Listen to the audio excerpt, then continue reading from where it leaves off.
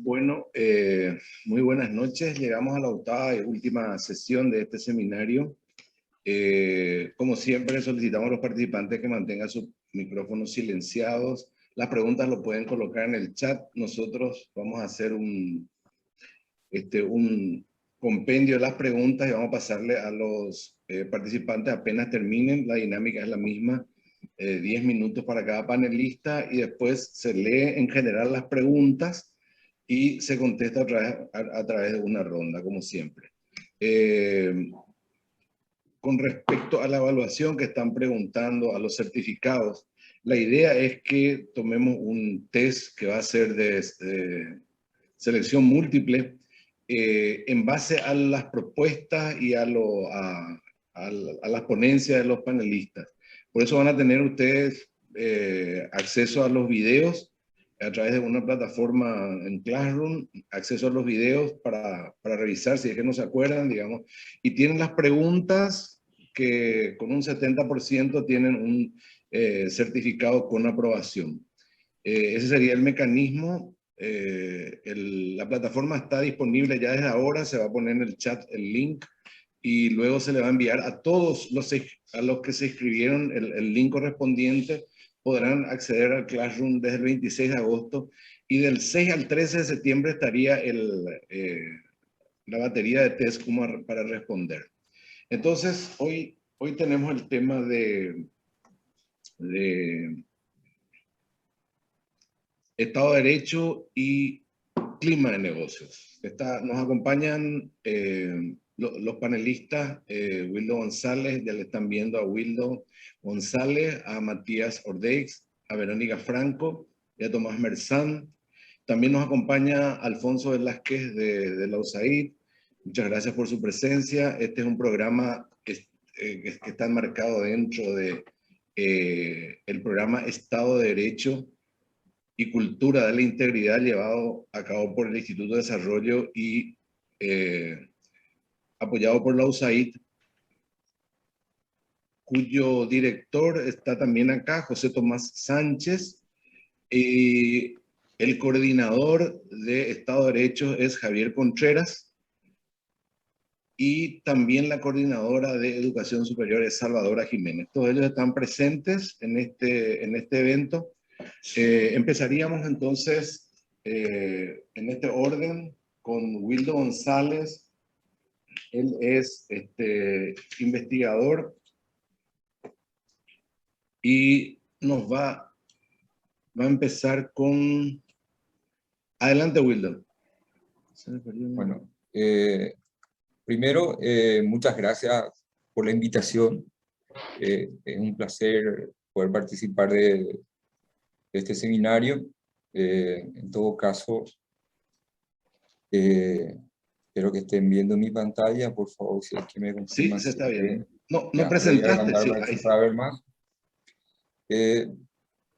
Primeramente, yo quisiera enfocarme en lo que es el Estado de Derecho y el crecimiento, que en el fondo es casi similar a hablar del clima de negocio.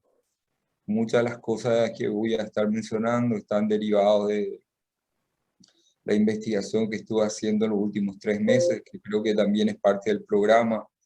Entonces, es parte del resultado del programa que dio sus frutos en un trabajo académico que tengo listo. Entonces, eso. Primeramente, lo que yo me quiero centrar bastante es en la conexión entre el clima de negocios y en cómo eso afecta en cierta forma a la capacidad de la economía de generar crecimiento y poder hacer cierto tipo de negocio. Recordemos igual que la definición de Estado de Derecho es una definición bastante amplia. De hecho, si se fijan en diferentes tipos de plataformas en Google, van a encontrar diferentes tipos de definiciones de Estado de Derecho. Pero en el fondo todos tienen el mismo objetivo, en el fondo, que trata de buscar un bienestar común para toda la sociedad, una sociedad más justa, equitativa y con un desarrollo económico aceptable. Y una de las cosas que comúnmente yo me centro mucho en la parte económica, no me puedo quitar el economista que tengo encima, que soy yo, es que parte igual dentro de la literatura, en la economía, por lo menos en la macro, hay muy poco estudios. Parte de lo que yo estoy haciendo contribuye bastante a llenar esa brecha. Ahí en esa encontré evidencia empírica de la fuerte relación que hay entre el Estado de Derecho y el crecimiento económico. Y también hay una serie de particularidades que siempre uno tiene que tener en cuenta al hablar de Estado de Derecho y el clima de negocio. Porque es súper distinto hablar de Estado de Derecho, clima de negocio y crecimiento económico en una economía que es exportadora de commodities o no es exportadora de commodities. Yo no voy a entrar en esos detalles en esta presentación, pero sí da para hablar larguísimo rato sobre eso y es un tema bastante interesante. Entonces, básicamente es eso. Pero quiero partir mostrando este gráfico, que yo creo que ya con este gráfico se dice muchas cosas y es bastante importante y se nota la importancia del Estado de Derecho. Usamos como proxy de clima de negocio al PIB per cápita. Esta es una foto del 2010 de datos del Banco Mundial, básicamente. Si ustedes se fijan, hay una relación bastante positiva entre el Estado de Derecho. El punto rojo es Paraguay, lo que estaba Paraguay en el 2010. Entonces, si nosotros llegamos a una situación en la que mejoramos el Estado de Derecho, vamos a ir aumentando el PIB per cápita de la población, vamos a ir mejorando el país. Entonces, ahí hay un punto bastante claro que uno tiene que tener una agenda de crecimiento que esté ligado al Estado de Derecho. O sea, esas dos cosas no pueden ser, no pueden desconectarse. O sea, uno no puede pensar en que la economía crezca sin que mejore el Estado de Derecho. Y eso es algo que también encontré que muchas veces se mejora el crecimiento de la economía y a veces se genera cierto tipo de desigualdad. Un ejemplo claro de lo que les puedo mencionar, que es el caso de Chile y Colombia, de economías que crecieron bastante en los últimos años, pero que con esa sensación de inequidad que tuvieron sus habitantes generaban bastante protestas sociales e inquietudes. Entonces es súper importante tener en cuenta siempre que hay una conexión fuerte entre una y otra. Otra cosa que siempre es importante tener en cuenta también es la informalidad. Y acá nosotros tenemos que tener una agenda de reducir la informalidad acá en Paraguay. Esto es vital. O sea, es reducir la informalidad prácticamente nos lleva directamente a una mejora en el Estado de Derecho. Si ustedes se fijan, Paraguay está metido en el medio en otro montón de países. Pero si nosotros logramos reducir la informalidad, en todo caso, comentario aparte, la informalidad está utilizada como una medida del empleo cuenta propia, o sea, el empleo no asalariado, que es lo típico que se usa en la literatura.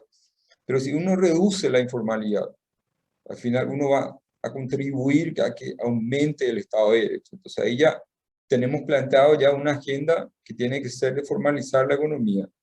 Y ese es el primer punto que uno tiene que tener bastante claro. Y es, claro, o sea, los datos te dicen, o sea, no hay mentiras, no hay forma de evitarle, o sea, informalidad es un tema. Nosotros en el tema de informalidad, si se dan cuenta en el gráfico, no estamos muy bien en el fondo. Sabemos que tenemos una economía bastante informal. Entonces, tiene que ver una agenda de reducir la informalidad. Yo sé que hay varias agendas que está impulsando el gobierno y otra serie de cosas, pero que tienen que tratar de tener un resultado más efectivo. Entonces, ahí hay un tema que es bastante claro. Otro tema, corrupción. Y ahí podemos quedarnos a hablar largo rato, probablemente el resto de los panelistas van a hablar muchísimo. Yo creo que le estoy preparando la cancha para que puedan explayarse bastante bien, porque le estoy mostrando datos que son contundentes en todo caso. O sea, reduciendo la corrupción, ojo que el eje X es reducción de la corrupción. Si uno reduce la corrupción, también mejora el Estado de Derecho. Y eso es algo que nosotros también estamos mal. Entonces, de vuelta ya tenemos ya dos temas que son vitales en nuestra economía y que nadie puede evitar mencionar, en que el clima de negocio necesita para que pueda mejorar, que es la informalidad y la corrupción. Entonces, ya tenemos dos puntos centrales en los que la agenda de mejora de Estado de Derecho debe basarse en términos macro, vamos a decirle. O sea, los términos micro uno puede irse a un montón de puntos focales, pero es súper importante tener en cuenta la claridad de los datos. En todo caso, algo que no les mencioné, o sea, si alguna vez alguien pregunta, la diferencia entre los colores son entre exportadores de commodities y no exportadores de commodities. Los verdes son los exportadores de commodities y los azules son los no exportadores de commodities. En mi paper académico hago varias diferencias entre uno y otro, es muy interesante en todo caso. Anoche envié a un journal, así vamos a ver cómo me va, si es que estoy cruzando los dedos para que no me rechacen el famoso 24 horas después, a ver qué pasa. Siempre me desvío los temas, eso cuando hablo en todo caso. Eso. Y el siguiente tema es que es súper importante, y acá algo que nosotros vivimos bastante, especialmente en la época de los 90, mejora en la estabilidad política en el fondo. Es demasiado importante mejorar la estabilidad política. La política no puede desligarse de la economía y viceversa. Yo tuve la suerte de estar por 10 años en el Banco Central de Chile como economista hacia las proyecciones del Banco Central de Chile. Y me recuerdo que un jefe de la división de estudios, no voy a decir su nombre porque no quiero meterle en problemas, siempre decía que independientemente de lo que uno haga con la tasa de interés o con la política fiscal o con un montón de cosas, si la política está mal, la economía va a estar mal. Y de hecho ustedes se recuerdan probablemente a la década de los 90, cómo teníamos esos episodios de inestabilidad política, mucha volatilidad, o sea, era bien complicado, no solamente la economía, sino que el clima de negocio acá en Paraguay. Éramos muy poco atractivos para cierto tipo de inversiones. Y acá quiero hacer un punto más o menos como para resaltar de lo mucho que Paraguay mejoró desde cierto periodo. O sea, no, esto es como algo que como país tenemos que estar orgullosos. O sea, yo cuando salí de Paraguay en el 2003 o 2004, Paraguay estaba todavía bastante mal, o sea, era bastante más inestable. Y conforme cada vez que iba viniendo, podía ir viendo cómo mejoraba en ciertos aspectos. Y entonces eso hizo ahora que nosotros estemos en una situación no óptima, pero es una situación en la que podemos empezar a plantearnos reformas profundas que puedan afectar positivamente al Estado de Derecho. O sea, necesitamos ya reducir la informalidad, necesitamos ya reducir la corrupción, tiene que haber alguna agenda que esté ligada a eso. Y obviamente también necesitamos, y eso es algo que probablemente escapa de nuestras manos, porque probablemente no tenemos control sobre los políticos, o sea, los economistas no tenemos control de eso, ni todo, pero hay que mejorar la política, tiene que quedarse más estable. Si conseguimos eso, vamos a tener un mejor Estado de Derecho, y si tenemos un mejor Estado de Derecho, volvemos a la primera lámina, vamos a tener mejor crecimiento y mejor bienestar en la economía. Entonces, si se dan cuenta, hay una serie de elementos que están ligados uno con otro, que plantean una serie de agendas grandes que son necesarios. O sea, es necesario que como país o como sociedad o sociedad civil plantee la necesidad de la conexión entre estos elementos que necesariamente están vinculados. O sea, uno no puede hablar de Estado de Derecho sin mencionar estos temas. O sea, es súper importante tener la conexión macro entre una y esta, porque en el fondo todas las agendas micro tocan en alguna parte una cosa con otra. Entonces, mira, la conclusión básicamente, lo que les quiero decir es que es obvio que lo que necesitamos es construir un fuerte Estado de Derecho. Y algo que, por ejemplo, que tampoco está acá, que tampoco quise llenar de láminas la presentación, es el tema de la educación. O sea, muchas veces pasa que en algunas economías, supongamos que sucede una mejora repentina en el Estado de Derecho. Eso provoca un aumento en el crecimiento, se reduce la informalidad, aumenta la inversión extranjera directa, aumenta la productividad, pero, y ahí es la contribución que yo hice en el paper que está dentro del programa en todo caso, que aprovecho a vender mi paper, se reduce la participación de la mano de obra. ¿Por qué probablemente se reduce la participación de la mano de obra? Es por la calidad de la mano de obra. Entonces, al reducirse la calidad de la mano de obra, ¿qué es lo que pasa? Aumenta la desigualdad. Entonces, todo esto también tiene que estar acompañado por una agenda de mejora en la educación.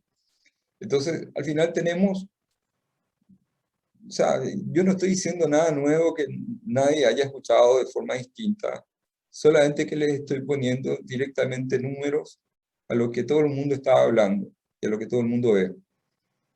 Entonces, es necesario plantear las reformas, hay que hacer reformas profundas, especialmente en mejorar el clima de negocio. Yo pienso que algo que está mucho más a nuestro alcance y probablemente del gobierno es tratar de reducir la informalidad y mejorar la educación.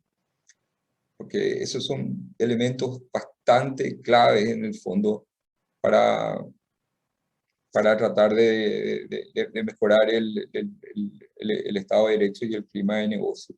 Ahora, hay elementos que probablemente son un poco más difíciles y que puedan estar un poco más fuera de nuestro rango de control, que son parte de la estabilidad política y también parte del tema de la corrupción, que probablemente eso ya tiene que plantearse en una reforma, probablemente en algo relacionado al Poder Judicial, que yo creo que tenemos muchas personas que saben bastante de temas jurídicos que pueden plantear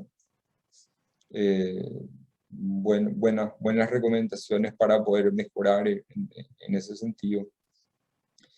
Pero Paraguay está en una situación igual, no, o sea, no estamos óptimos, no estamos bien, pero estamos en un punto que tenemos que dar el salto, y tenemos que dar el salto de manera bien planificada y no de manera desorganizada. Si se dan cuenta, probablemente parte de la agenda, probablemente que tuvieron varios gobiernos y que en este gobierno y otras cosas están enfocados en el desarrollo económico, pero tienen en el fondo que probablemente basarse en un objetivo de más largo plazo y probablemente con una agenda continua que no necesariamente dependa del cambio de gobierno, del cambio de administración o algún tipo de situaciones que pasen. Hay reformas que sobrevivieron a diferentes tipos de gobierno, que son reformas bastante positivas. Tenemos una regla fiscal que funciona bien. De hecho, la discusión de la parte de la política fiscal en algún punto se centra más en la discusión de cómo llegar de vuelta al nivel de la regla, cómo modificar la regla fiscal y ese tipo de cosas. Entonces ya mejora más el nivel de discusión técnica y política que pueda haber en torno a eso. Y en cambio, en la política monetaria tenemos meta de inflación y nadie se preocupa de la inflación. El Banco Central tiene controlada la inflación. Tenemos un Banco Central súper bien manejado, con meta de inflación, tenemos inflación baja relativamente, o sea, es bastante controlable la inflación. El Banco Central está siempre alerta. Entonces, esos son tipos de reformas que se hicieron bastante bien y que dan cuenta de cómo a veces cierto tipo de reformas perduran y que pueden tener efectos permanentes. Entonces, si nosotros podemos hacer algún tipo de reforma en la educación o en la informalidad, similar a lo que hicimos en la política fiscal y la política monetaria, va a ser un paso enorme para tratar de mejorar el clima de negocio. Entonces, mi punto particular es, de todo, de lo que le estoy planteando, mi punto central es informalidad. Y en la informalidad meter el tema de la parte de la mejora en la educación para tener una mano de obra más capacitada que en el fondo pueda ser atractiva al momento de realizar inversión y podamos dar el salto en el desarrollo económico de nuestro país. Y eso básicamente sería mi presentación. Bastante corta, pero concisa. Yo creo que me sobran hasta minutos en todo caso. Hiciste en 15 minutos hiciste Windows. Hace 15 rato te minutos. estaba señalando así. Pucha, y mira, Pero bueno. puse la alerta en mi teléfono, pero sabes que tenía el teléfono en silencio, les pido disculpas. No, no importa. O sea, pero al próximo ya le voy a decir, ¿verdad? Ya, Bueno, el siguiente es Matías Ordeix. Él es presidente de la Cámara de Comercio Paraguayo-Uruguaya. Adelante, Matías. Gracias, Bruno. Bueno, gracias antes que nada por la invitación. Muy buena la exposición de Wildo, muy técnica como todo economista. A mí me va a tocar la parte práctica. Yo, bueno, soy, además de presidente de cámaras, o un par de cámaras, soy empresario, o sea, inversionista y empresario. Entonces, le voy a dar un poco mi visión más orientada a lo que es clima de negocios. Bruno, cuando me quede un minuto avísame porque así acelero cualquier cosa. No voy a hacer como Wildo que le roba tiempo a los demás, voy a tratar de dejarle el tiempo que corresponde, sobre todo si viene una dama después más tarde, hay que dejarle el tiempo adecuado. Como le decía, mi enfoque es más bien pragmático, más bien de mirada empresarial, me voy a enfocar más en lo que es clima de negocios. Y para definir un poco clima, yo en términos coloquiales, por un poco el público me dijeron que estaba presente, clima primero que nada es confianza, ¿no? O sea, la gente que busca un clima busca confianza, ¿no? Y la confianza está integrada a dos factores principalmente. Uno es percepción, o sea, uno puede confiar en alguien porque es su percepción, ¿no? O en un país, en este caso como Paraguay, por su percepción, y también puede confiar por hechos fácticos, ¿no? O sea, por la realidad, por los números, como mostraba recién Wildo, y uno puede decir, bueno, más a los números, este país me merece confianza o no me merece confianza. Cuando analiza un empresario invertir en el país, sea un empresario local o sea un empresario extranjero, analiza algunos temas claves fácticos y cualitativos, cuantitativos y cualitativos, ¿no? Podemos analizar, por ejemplo, los temas impositivos, los beneficios que da el fisco, algunas leyes especiales que tenga, la rentabilidad de mi negocio en comparación sobre todo con inversiones en países vecinos. O sea, como empresario tengo que ver si mi dinero me va a rendir aquí lo mismo que invertir en Argentina o en Brasil o en algún otro país.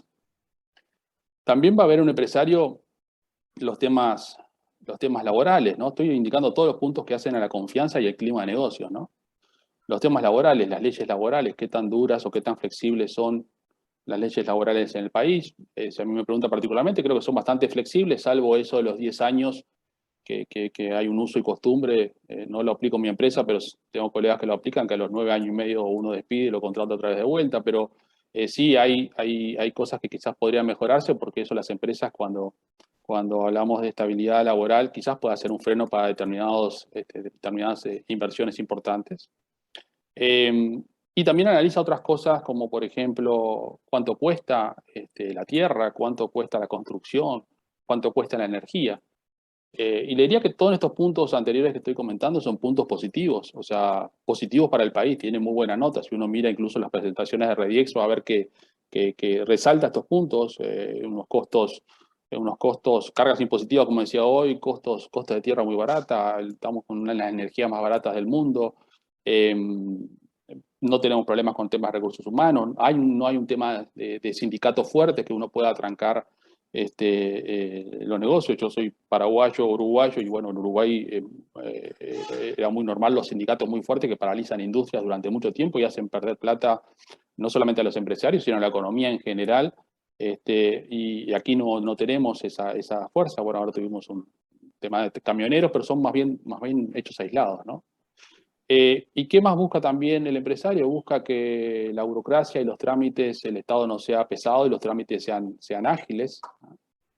Y vinculado, obviamente, a casi todos los que están escuchando aquí, en la seguridad jurídica. Y ahí creo que empezamos a flaquear. Empezamos con los puntos flacos. A mí, mis amigos, empresarios de otros países me dicen, no invierto en Paraguay porque tengo miedo. ¿Y qué tenés miedo? Y tengo miedo que alguien con plata compre un juez y gane un juicio y pierda yo un juicio es justo.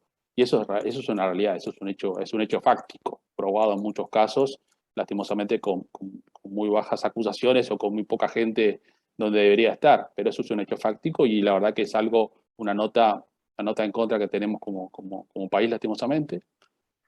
Vinculado a seguridad jurídica está la previsibilidad jurídica, o sea, qué tanto en el tiempo una ley va a perdurar. Ahora estamos con unos conflictos con el tema de autopartes, con el tema de las leyes de maquila, los maquiladores que están haciendo autopartes en el país están con unos conflictos porque Brasil quiere cobrarle impuestos y eso son unas leyes que habrían que haberlas redactado correctamente en su momento y que si se vuelven a cambiar pueden perjudicar a muchos empresarios. Instituciones sólidas, que lastimosamente no las tenemos, o sea, no podemos decir que tenemos instituciones realmente sólidas. Y sí, tenemos algunos puntos adicionales positivos, como una macroeconomía, como decía Wildo hoy, tenemos niveles de inflación muy bajos, tenemos un dólar que más o menos se mantiene siempre en los mismos niveles, tenemos un crecimiento promedio muy estable, y esos son números también atractivos. Y algunos datos adicionales más, como ser la ubicación, quizás geopolítica, si bien no tenemos mar, estamos al lado de la hidrovía, podemos sacar productos hacia el extranjero y poder importar también sin inconveniente. Y otro tema sí que es un poco de aplazo es la situación social, ¿no? O sea, el clima social, la inestabilidad social, cuando tenemos un país con muchas carencias a nivel popular, carencias reales de gente que la está pasando mal, y no somos ni nosotros ni nuestro auditorio porque tenemos acceso a una computadora y a internet. Estamos hablando del grupo más vulnerable. Esa situación social se puede traducir en inestabilidad y eso puede hacer correr las inversiones. Ahora me pidieron dar algunas conclusiones o algunas ideas de cosas de donde creo que hay que poner foco, porque están muy atados a Estado de Derecho, a clima de negocios, a cuidar a los inversores que vienen a invertir y a generar puestos de trabajo y a generar mano de obra y a hacer ganar dinero a todo el mundo. La justicia, sin ninguna duda, debe ser más creíble. Si me preguntan cómo, no sé, pero hay que hacer un cambio de raíz. Hoy día creo que estamos en un régimen que lo podríamos llamar parlamentarista, o sea, el Parlamento es el que controla todo, el Parlamento controla al presidente, lo puede echar o lo puede dar el pulgar para arriba, y es el Parlamento el que decide quiénes están en la Suprema Corte de Justicia. Y eso no es viable, ¿no? O sea, esto, en cualquier país serio del mundo, la justicia es completamente independiente, y lastimosamente no tenemos una justicia independiente, ¿no? Hay que hacer un cambio profundo de raíz. Con respecto a Estado y gobierno, tenemos que transformarnos en un gobierno electrónico. Tenemos que transformarnos en gobiernos electrónicos mucho más ágiles, y menos burocráticos, y por ende, esto trae lo que hablaba hoy Wildo, baja los niveles de corrupción, mejora mucho la transparencia. Tener gobiernos digitales permite hacer seguimiento de un trámite, de un archivo en línea, y baja los niveles de transparencia. Y comento unos datos nomás del informe del BID. No sé, Bruno, cómo voy, si me quedan 3 minutitos más. Yo sigo, vos avisame nomás. No lo escuché, pero mejor, pues sigo nomás. Adelante. Dale. 2 minutos Okay. y medio. El informe del BID, incluso le invito a googlearlo y leerlo, pues muy interesante. Se llama El fin del trámite eterno. Es un informe que tiene 2-3 años en el BID, pero es muy interesante sobre justamente lo que estaba hablando hoy de burocracia, ¿no? trámites. Y algunos datos, solamente le cuento 2 datos. Los trámites presenciales les cuestan al gobierno hasta 40 veces más que los trámites en línea. Esto es un estudio del BID, en base a toda la recaudación de toda la información en general. Y para que tengan idea qué tan lejos estamos, la Unión Europea hoy, el 81% de los trámites se puede comenzar a trabajar y hacerlos en línea, y América Latina tiene un promedio de 7%. Entonces, esa es una gran tarea. Hay, creo que un proyecto del BID muy grande también de transformarnos, y hay ciertos entes del Estado que están trabajando, no me refiero a Estado solamente, sino también municipios, gobernaciones, ¿no? Todo lo que, los entes descentralizados también. Y 2 puntos más para ir cerrando. La eficiencia del Estado. Tenemos un Estado gigante, un Estado además de ser corrupto, es un Estado lento, pesado, es un Estado que no da gusto, quien paga todos los meses los impuestos, decir, pucha, pagamos a gente que realmente hay un grupo de gente que trabaja, pero hay mucha gente que no trabaja, y eso la verdad que daña el ecosistema, o sea, la gente lo nota y es un sentir popular, no lo estoy diciendo yo y nadie me va a venir a amenazar después el otro día, mañana, che, dijiste esto, no, esto es todo el mundo lo dice y es la realidad. Tenemos que achicar el Estado si realmente queremos atraer más inversiones, si queremos mejorar la eficiencia. Y vinculado al anterior, cuando uno analiza por qué no están viniendo más inversiones y de volumen, nosotros tenemos todavía un escalón por debajo del grado de inversión. Paraguay no ha llegado al grado de inversión. Y hace un tiempo atrás, aquí está Verónica, quizás estuvo presente en esa charla porque fue Ferrer, tuvimos una charla creo con Fitch o con alguna de estas certificadoras internacionales de calificadoras de riesgo, y tomé nota de algo importantísimo. Las calificadoras de riesgo dicen que Paraguay está muy bien en números macro, y realmente miramos los números, estamos bastante bien. Pero el número final que le llega al hombre que trabaja en el campo, a la gente que trabaja en el interior, a la gente que uno ve en los bañados, es muy distinto a la realidad de la mayoría. O de la minoría tiene una realidad distinta a la mayoría. Hay mucha desigualdad social, hay muchos problemas sociales, y esos problemas sociales ahuyentan al inversor. Esos problemas sociales hacen que hoy día no tengamos grado de inversión. Eso y otros factores, pero sinceramente de esa charla rescaté que uno de los problemas principales que tiene Paraguay es la desigualdad social. Así que bueno, dejo un poco las tareas, quizás algunas son obvias, otros no tanto, pero bueno, espero haber dejado un pequeño aporte para todos los que nos escucharon. Y a las órdenes para cualquier consulta posterior o incluso pueden facilitar después mi correo electrónico también sin ningún inconveniente. Gracias por la invitación. Muchas gracias, Matías. Ahora estaría Verónica Franco. Ella es abogada especialista en transacciones corporativas y financieras. Verónica, adelante. Muchas gracias, Bruno. Muchas gracias por la invitación, Usaid, y también al Instituto de Desarrollo. Un placer compartir acá un poco las ideas. Voy a tratar de ceñirme al tiempo, así que voy a empezar ahora con la presentación y va muy de la mano, obviamente, a lo que hablaron mis predecesores, ¿verdad? En primer lugar, Paraguay, lo que siempre escuchamos, tiene buenos números macro. Tenemos estabilidad, tenemos cosas muy positivas que destacamos siempre, ¿verdad? Cuando estamos promoviendo la inversión, etcétera, pero siempre tenemos nuestra debilidad institucional como bandera a nuestro eterno problema, ¿verdad? Que es, yo digo, un problema que no es tan simple porque lastimosamente no se soluciona de la noche a la mañana, se soluciona con procesos, con educación y con muchísimo tiempo, ¿verdad? Así que va muy de la mano de lo que mencionaban antes Willow y Matías.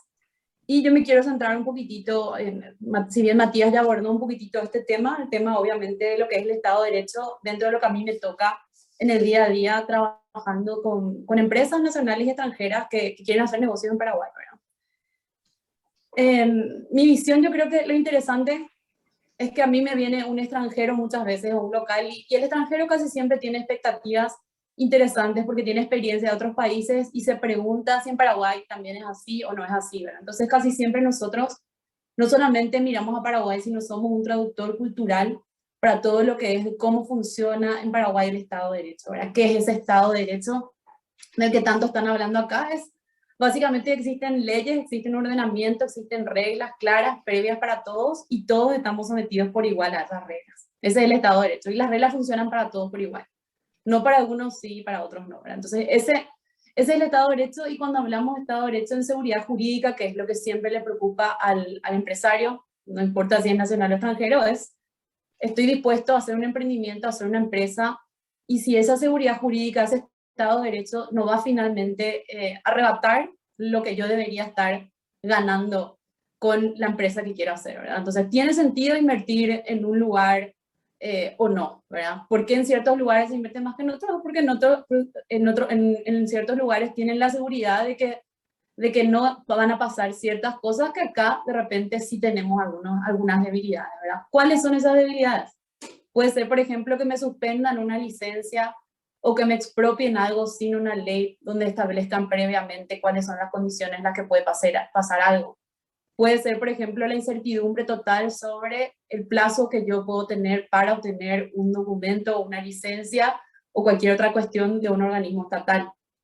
Puede ser incertidumbre sobre la interpretación de una ley, la mala redacción de una ley que impide tener certeza sobre cuál va a ser la interpretación, que también pasa muchísimo en Paraguay.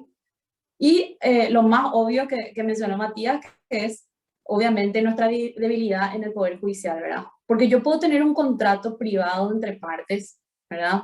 Un contrato muy grande del tema que sea, pero si yo sé que el día de mañana, más allá de que la otra parte me incumpla el contrato y el Poder Judicial no va a hacer cumplir o no me va a indemnizar debidamente si yo tengo razón de fondo, ¿verdad? Y de forma en ese juicio, entonces tengo un riesgo demasiado grande que yo termino corriendo. Y hay que aquí hacer una pequeña nota al pie, ¿verdad? Que nosotros muchas veces cuando asesoramos lastimosamente, tenemos que asesorar que a veces es más conveniente ponerte una cláusula arbitral que te saque afuera del foro jurisdiccional nacional, ¿verdad? Porque tenemos una debilidad institucional tan grande que es irresponsable a veces recomendar que usen el sistema judicial local para resolver sus conflictos, ¿verdad?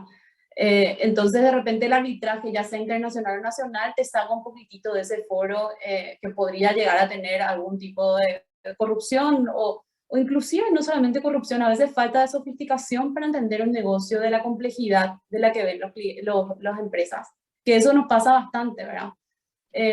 Porque realmente son de repente negocios que se dan a un nivel y montos tan grandes y tecnicismo tan importante que acá no tenemos experiencia, y a veces un juez, hasta inclusive en esto, podría tener un problema de interpretación o no entender bien cómo funciona el negocio y dar una respuesta que no sea la adecuada en esa situación determinada. Entonces, todo eso, ¿verdad? Como mencionaban antes, son cuestiones que le hacen preguntar al empresario nuevo: ¿realmente quiero invertir en Paraguay? ¿Quiero tomar este riesgo? ¿O en realidad voy a hacer el cálculo matemático? Probablemente me vale la pena invertir esto considerando todos estos riesgos que hay a nivel país, ¿verdad? Entonces, por eso es que es tan importante, más allá de la estabilidad económica, tener esa seguridad jurídica, y que nosotros que estamos en lo privado muchas veces nos toca también vender al país, aunque no estemos en lo público, y también dar alternativas para que los derechos de esos empresarios estén asegurados, ¿verdad? Entonces es demasiado importante. Y entre las preguntas que mandaba Bruno, a ver si existen normas adecuadas, yo creo que Paraguay tiene un ordenamiento, ¿verdad? Que realmente no es el cuestionamiento principal, el ordenamiento, la estructura jurídica del país, ¿verdad? Existen tres poderes donde supuestamente hay balance, etcétera, etcétera. Nuestro problema fundamental es la debilidad institucional que se da en la práctica en las instituciones, que es la gente, ¿verdad? Lastimosamente ese es nuestro mayor problema, y que tiene que ver con la educación y obviamente también con la honestidad, voluntad política, etcétera. Entonces, para mí en Paraguay, más importante que una reforma de leyes, que muchas veces nos pasamos redactando y redactando leyes y leyes y leyes, y a veces hasta mal redactando leyes, es buscar una manera de que esas leyes estén siendo, ¿verdad?, aplicadas de la manera más eficiente posible para nosotros y con honestidad, ¿verdad? Y por último, ¿verdad?, que es el eslabón más importante, es que el Poder Judicial puedan rendir cuentas las personas que tenían que estar sometidas a esas normas y puedan realmente ser efectiva la ley. Porque si la ley da igual si cumplís o no cumplís, ¿verdad?, los economistas me dirán, no hay ningún incentivo para cumplir, ¿verdad? Entonces van a hacer los cálculos, me sale más barato no cumplir y no cumplo, ¿verdad? Entonces ahí hay un tema demasiado importante que al final volvemos otra vez al Poder Judicial, donde volvemos a recaer, y esa es la razón por la cual yo creo que es tan importante hacer hincapié en eso, ¿verdad? Voy a mirar mi tiempo para no conté, pero bueno, creo que sé más o menos cuándo empecé. ¿Qué más? ¿Verdad? Bruno nos había preguntado si una serie de cuestiones particulares, ¿verdad? En un temario, a ver si Paraguay cuenta con los recursos materiales, humanos, etcétera, necesarios para que tener un buen clima de negocio, ¿verdad? Y saliendo un poquitito de las debilidades institucionales que mencioné, me parece que sí hay cosas que podemos hacer hoy en día para hacer un poco más eficiente. Y bueno, y acá yo les voy a hablar 100% de mi experiencia, de lo que me toca ver en el día a día. Obviamente creo que hay miles de campos más, ¿verdad? Pero ya que me toca hoy estar en este espacio y quizás les puedo compartir alguna que otra idea sobre algunas particularidades que creo que no hay que cambiar el mundo, no hay que cambiar el país para poder hacer, ¿verdad? Algo muy simple y muy frustrante hoy en día, registros públicos. Registros públicos es la puerta de entrada a una empresa, ya sea nacional o ya sea extranjera, ¿verdad? Registros públicos, no sé cómo les explico, hay una empresa muy grande que está viniendo a Paraguay y dijo, yo voy a venir, pero decime cuánto tiempo me toma constituir una empresa, ¿verdad? Hay realmente empresas extranjeras que van a elegir o no el país debido a eso. ¿Verdad? ¿Qué pasaba? Antes del COVID teníamos un plazo, ahora el plazo está casi duplicado. ¿Verdad? Fuera de decir, bueno, tienen que trabajar más horas los funcionarios, etcétera. Yo creo que realmente, y como decía Matías, la clave acá es la digitalización. Y me parece que el mejor candidato es registros públicos. Todos esos trámites que hoy en día son tan engorrosos y toman tiempos tan inciertos, porque un certificado te puede tomar 2 meses, me parece que se pueden hacer de forma digital. No sé si el MITIC, yo sé que tiene una agenda, el gobierno, etcétera, no sé si el MITIC es la clave o que se le contrate a un grupo especializado dentro de registros públicos, pero que nosotros seamos un país que ofrecemos, si bien están las EAs que tienen el proceso simplificado, que en realidad no funciona tan rápido, ¿verdad? Porque ya probamos. Yo creo que todas las empresas por igual, los tipos de empresas por igual, las sociedades anónimas, la sociedad de responsabilidad limitada, deberían tener la posibilidad de tener un proceso digital rápido, cuando sabemos que en estos procesos el recurso humano no le da valor agregado al proceso, sino que más bien entorpece, ¿verdad? Y yo sumo nomás a las estadísticas, el 90% de los países del primer mundo tienen el proceso, por ejemplo, de apertura a una empresa de forma digital. ¿Por qué nosotros no nos vendemos y nos distinguimos de nuestros vecinos teniendo algo 100% digital en todos los tipos de sociedades, ¿verdad?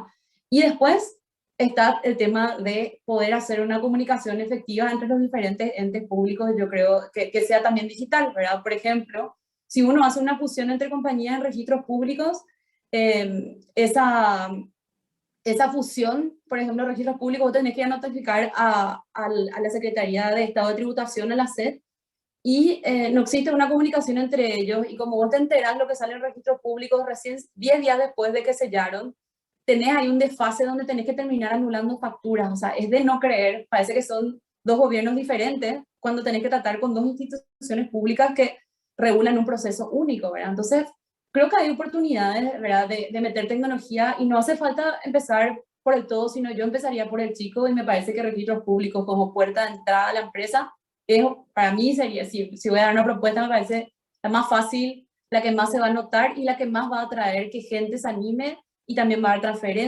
transparencia, va a bajar costos y al final no es igual, la verdad, porque si es tan caro y difícil, hace que solamente la gente que tiene tiempo y plata pueda, ¿verdad? Y si es barato y fácil y transparente el proceso, va a hacer que sea más fácil acceder y más gente lo va a poder hacer, ¿verdad? Entonces, yo creo que esa es una puerta muy fácil, ¿verdad?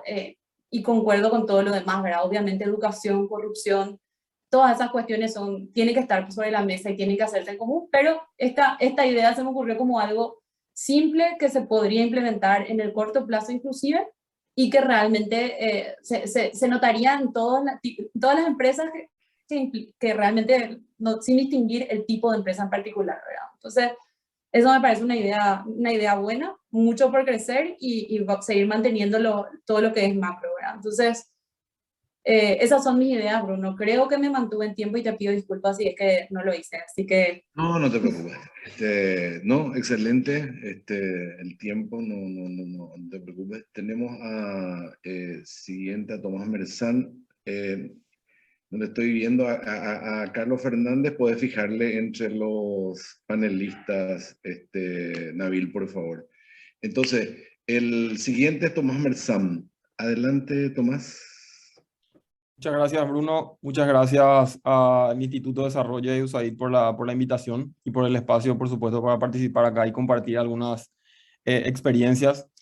En primer lugar, voy a tratar de estar a la altura de los panelistas que vinieron antes y voy a tratar de no ser tan redundante también porque creo que hay varios puntos plenamente identificados que de alguna manera generan problemas y generan inconsistencias a la hora de establecer como una plataforma fértil para un clima de negocios en Paraguay.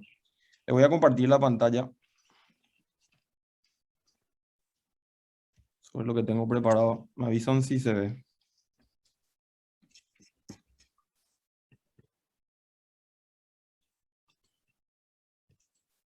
Sí, hay que presentar. Ahí está. Ahí se ve. Perfecto. Tengo un enfoque que le quería dar a alguna de las experiencias que quería compartir con ustedes. Es un poco juntar un esquema interdisciplinario entre lo que es un enfoque jurídico y un enfoque económico, ya tratando de explicar un poco alguna de los factores o de los índices positivos que de alguna manera marcan el contexto de lo que está ocurriendo en Paraguay hoy. Para la agenda cortita que tengo en estos 10 minutos, en primer lugar, me gustaría tratar de poner algunos números, y no solamente números en términos nominales, sino también algunos indicadores positivos y negativos, conceptuales que de alguna manera también fueron compartidos por Vero, por Matías y por Wildo.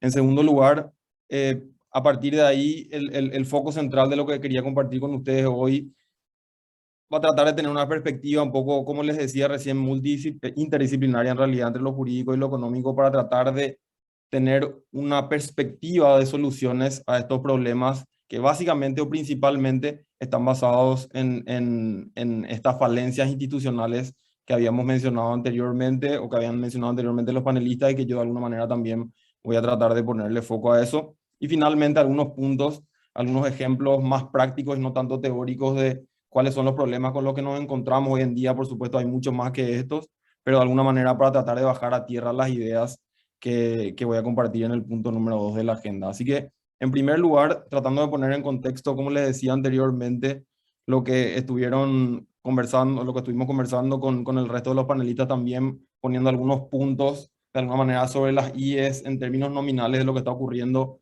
en Paraguay hoy o de lo que viene ocurriendo en Paraguay con algunos aspectos positivos en primer lugar y luego les voy a pasar también algunos puntos negativos que por supuesto vale la pena tener presente para poder mejorar o para tener un enfoque de mejoría por lo menos en el futuro. Sabemos que Paraguay viene creciendo más o menos en promedio a un 3.9 en los últimos 10 años en términos de PIB. Sabemos también, como había mencionado recién Matías, que tenemos una calificación de riesgo país estable, cerca del grado de inversión, pero todavía con ese problema particular que tenemos quizás enfocado en el tema de diferencia social que tenemos, pero con algunos factores fundamentales que posiblemente estén relacionados con la debilidad institucional que mencionaba también Vero recién. Tenemos una inflación bastante controlada con un 2.6 en promedio, por lo menos mensual máximo en los últimos años. A partir de ahí también parte del esquema positivo que tenemos es un esquema de inversión extranjera directa, que pese a la pandemia tuvo un aumento del 8.8% en el 2020, que eso ronda más o menos en los 568 millones de dólares. En términos ya un poco más regulatorios, de un enfoque un poco más jurídico, tenemos algunos aspectos positivos también a rescatar, por supuesto con las cosas que hay que mejorar, que también mencionaba Matías recientemente en el régimen de maquila y de alguna manera el problema competitivo que se puede llegar a dar con Brasil con los impuestos. Tenemos la ley 6090 que también genera un esquema de incentivos, de alguna manera la inversión. Tenemos el régimen de zona franca que nos permite un régimen particular también en zonas aduaneras. Tenemos de hace unos años también el régimen de alianza público-privada, que de alguna manera nos genera también una nueva plataforma de inversión de alianza con capital privado para inversiones en infraestructura en esquemas públicos. Y por supuesto, como todos sabemos, también a nivel regional tenemos un régimen tributario que es bastante competitivo en relación a nuestros pares del Cono Sur. Ahora la parte negativa de la película, que es un poco ya lo que veníamos hablando y que, como decía anteriormente, disculpen si caigo acá en la redundancia respecto a lo que había mencionado anteriormente los otros panelistas. Por un lado tenemos un esquema de corrupción institucionalizada. y pongo de alguna manera la adjetivación institucionalizada porque lamentablemente, y acá coincido también con lo que decía Matías anteriormente, hoy en día es sabido que de alguna manera lo que prevalece es como un estado de corrupción, entre comillas. Entonces, tener una institución que no forma parte de este esquema de corrupción hoy en día lamentablemente es una excepción, no es la regla, cuando debería ser a la inversa. Entonces, eso es un problema. Esto también se mencionaba anteriormente, que forma parte, o para ponerle un número a lo que tenemos en términos de economía subterránea o informal, que mencionaba Wildo al comienzo. Tenemos un esquema gigantesco de economía subterránea e informal que, según los datos de Prodesarrollo Paraguay, el último informe del 2020, tenemos casi un tamaño de economía subterránea que alcanza los 16.000 millones de dólares, que representa más o menos el 46% del PIB. Algo más de lo que ya habíamos sabido, que lo que teníamos por sabido es la burocracia excesiva, que se mencionó también, y por supuesto la inseguridad jurídica, que forma parte de un problema en el día a día para el clima de negocio que tenemos en Paraguay. Y un dato que me parece importante, que me pareció importante incluirlo, es que de alguna manera forma como un índice referencial, es el reporte del Banco Mundial que se hace periódicamente, el Doing Business, que de alguna manera pone en contexto qué es lo que está ocurriendo en cada uno de los países del globo, para tener como referencia los incentivos que hay o el clima de negocio que se está viviendo dentro del país. Y Paraguay, de vuelta, lamentablemente se encuentra en una posición 125 de un ranking total de 190 países. A partir de ahí, la siguiente pregunta que tenemos que hacernos es cómo fortalecemos los aspectos relevantes que consideramos positivos y, por supuesto, cómo tratamos de reducir los negativos. Y este es el foco central que de alguna manera les hablaba al comienzo, que quería dar a la presentación, que es tratar de dar un enfoque interdisciplinario a la solución o a la potencial solución, no integral del problema, porque la verdad que los problemas estructurales son bastante complejos de resolver, pero por lo menos para dar una perspectiva distinta a la solución, que es tratar de juntar derecho y economía, dando como resultado lo que se conoce a nivel académico como análisis económico del derecho, que nace, por supuesto, a partir de que los abogados, como no podía ser de otra manera, toman prestados algunos elementos de microeconomía para tratar de entender mejor cómo funcionan las instituciones legales y para tratar de entender mejor el comportamiento de las personas a partir de las instituciones legales y a partir de la regulación. Entonces, dentro de lo que es la teoría, estamos hablando de elementos de microeconomía que se utilizan para el análisis de derechos prestados, de vuelta, como decía anteriormente, de la microeconomía principalmente como teoría de precios, el esquema de racionalidad de las personas, cómo las personas toman decisiones en el día a día ante el esquema regulatorio que se les presenta. Normalmente los inversores harían un análisis de costo-beneficio, a partir de lo cual, por supuesto, decidirían avanzar con una inversión o no. Por supuesto, esto nos lleva a considerar un esquema de incentivos que se podrían llegar a presentar dentro de un esquema o dentro de una plataforma favorable o no favorable de clima de negocios. Y también tenemos el elemento de eficiencia. Y además de la teoría, bueno, ¿para qué sirve realmente este esquema o este enfoque interdisciplinario entre derecho y economía dentro del análisis que podemos llegar a hacer de un clima favorable de negocios o de un clima no favorable de negocios? Si de alguna manera consideramos nosotros a la regulación como un costo, entonces en la medida que podamos considerar a esa regulación como un costo, la idea tendría que ser tratar de reducir ese costo para que la inversión de alguna manera sea más atractiva o para que tengamos realmente o podamos generar los incentivos correctos para que los inversores decidan aterrizar en Paraguay o para los locales que decidan invertir capital en Paraguay. Entonces, dentro de lo que podemos considerar como herramientas útiles para el análisis económico del derecho en este esquema de clima de negocio, en este esquema de inversiones, podríamos a partir de ahí hacer un mejor diseño de políticas públicas, que se mencionaba en abstracto anteriormente. Por ejemplo, podríamos tratar de reducir los costos de lo que se consideraría como un régimen migratorio atractivo para inversionistas extranjeros hoy, cuando en realidad, cuando hablamos de burocracia, estamos hablando de muchísimos procesos que, como se decía anteriormente, presenciales, que mencionaba Matías con el informe del BID, que me pareció muy interesante también, que en la medida que podamos reducir esos costos, no solamente el Estado reduce costos dentro del presupuesto, sino que también conseguimos una plataforma con mayores incentivos para que el extranjero que tenga que migrar y radicarse en Paraguay de alguna manera considere eso como una mejor alternativa a cualquier otro país. Podríamos tener un mejor diseño regulatorio para determinados objetivos, que es algo bastante obvio, que es los incentivos fiscales que tenemos hoy en día para la inversión, que por supuesto es un punto central a la hora de tomar la decisión de invertir y arriesgar capital. Y por último, que es un concepto un poco más complejo, pero también útil, es tratar de tener un mejor entendimiento de cuál puede ser el impacto de una nueva ley. Como decía Vero anteriormente, generalmente estamos sobresaturando el sistema con leyes, cuando en realidad lo que deberíamos hacer es no sobresaturar el sistema con leyes, sino tratar de tener leyes más eficientes o de alguna manera mejor diseñadas para que a partir de ahí podamos tratar de medir mejores resultados o objetivos sociales a partir de esos proyectos. Y quiero cerrar esta presentación con algunos ejemplos que también tangencialmente se mencionaba anteriormente por Vero, donde principalmente tenemos el problema de cabecera de los abogados, que hoy en día es el tema de los registros públicos, que por supuesto repercute en las decisiones de inversión de los inversionistas. Hoy en día, y tratando de ser optimista, pongo el plazo de 45 días aproximadamente para constituir una sociedad, siempre y cuando se estén dando todas las condiciones de poderes y demás cuando hablamos de inversores extranjeros, que por supuesto esto genera un esquema de desincentivo a la inversión, teniendo presente de vuelta la regulación como un enfoque de costos respecto de lo que podría ser el razonamiento de un inversor a la hora de arriesgar capital.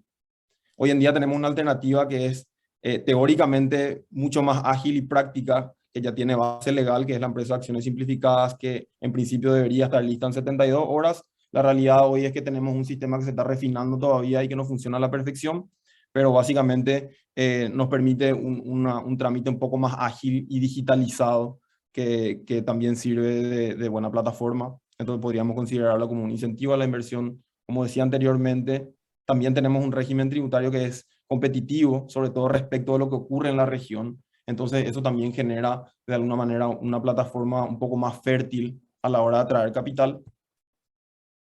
Y por supuesto también parte de nuestro esquema de cabecera en términos de problemas, tenemos lo que está ocurriendo con registros públicos también, que es parte del mismo problema que mencionaba con la constitución de las sociedades a la hora de hacer una transferencia o de cerrar realmente un negocio inmobiliario. Tenemos algunos requisitos, algunas exigencias burocráticas que finalmente, pese a que haya un acuerdo de precio entre las partes, termina de alguna manera diluyendo ese interés en el tiempo por estas exigencias burocráticas que de alguna manera retrasan esa dinámica que debería existir para que el mercado de vuelta, y valga la redundancia, se vuelva más dinámico.